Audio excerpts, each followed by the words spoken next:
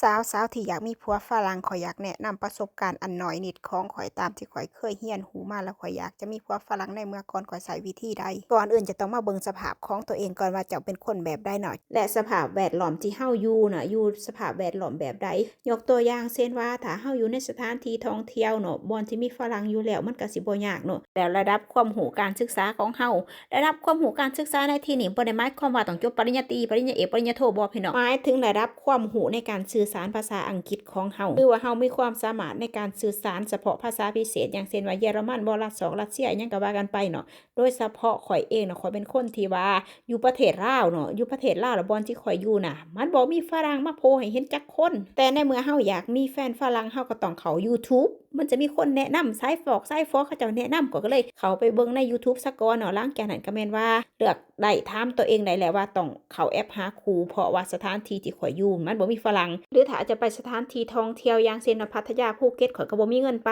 บวกกับช่วงนั้นข้อยยังเรียนต่อปริญญาโท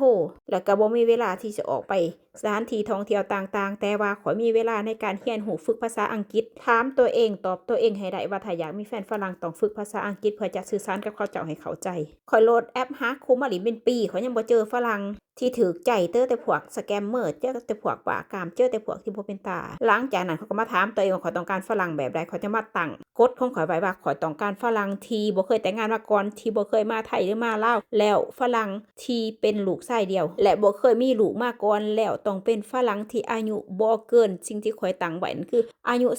25-45ปีเท่านั้นแล้วก็เลือกประเทศที่ข้อยเลือกเขาเลือกสหรัฐอเมริกาอังกฤษแล้วก็ออสเตรเลียเพราะเป็นประเทศที่ใช้ภาษาอังกฤษเพราะข้อยคิดว่าถ้าข้อยได้ย้ายไปอยู่ต่างประเทศข้อยขี้คร้านไปเรียนภาษาที่3อีกข้อยบอกตัวเองว่าข้อยอยากได้ครอบครัวที่มีฟาร์มเพราะว่าข้อยมักใช้ชีวิตอยู่กับธรรมชาติข้อยบ่มักสุงสิงกับผู้คนพอหลังจากนั้นก็ตัดสินใจเข้าแอปหาคู่โดยใช้แบบเสียเงินแล้วก็ปักหมุดไปต่างประเทศเนาะตั้งต่อแต่ปักหมุดไปประเทศ3ประเทศที่ข้อยเลือกไว้เวลาเฮาได้ล่มกับเขาเจ้าแล้วเฮาก็เช็คลิสต์ของเฮาเบิ่งเนาะว่าผู้ชายแบบใดที่เฮาต้องการถ้าอยู่ในแบบที่เฮาต้องการเฮาก็ล่มต่อแต่ว่าถ้าบ่อยู่ในแบบที่เฮาต้องการเฮาก็แค่เลื่อนผ่านหรือบ่ซั้นก็ให้ความสำคัญในการล่มน้อยลงส่วนวิธีการล่มข้อยจะเข้าไปในลักษณะแบบเป็นหมู่เป็นคู่เนาะเป็นคนที่ว่าให้เขาเจ้าสอนฝึกภาษาเฮาเขาบ่ได้เน้นแบบdirect ตรงๆไปว่าข้อยอยากได้ผัวเน้นรู้จักทำความคุ้นเคยกันก่อนแต่ข้อยจะบ่ได้รอให้ฝรั่งทักหาข้อยก่อนข้อยจะเป็นคนทักหาเขาก่อนโลดถ้าผู้ใดข้อยสนใจพอในแอปหาคู่เขาจะเขียนประวัติเขาไว้เนาะข้อยก็ไปอ่านประวัติเขาเจ้าเนาะถ้าประวัติผู้ใดดีข้อยก็ทักไปหาเขาเจ้าส่วนว่าเขาสิตอบหรือบ่ตอบสุดแล้วแต่เขาเนาะถ้าผู้ใดตอบมาข้อยก็ถาม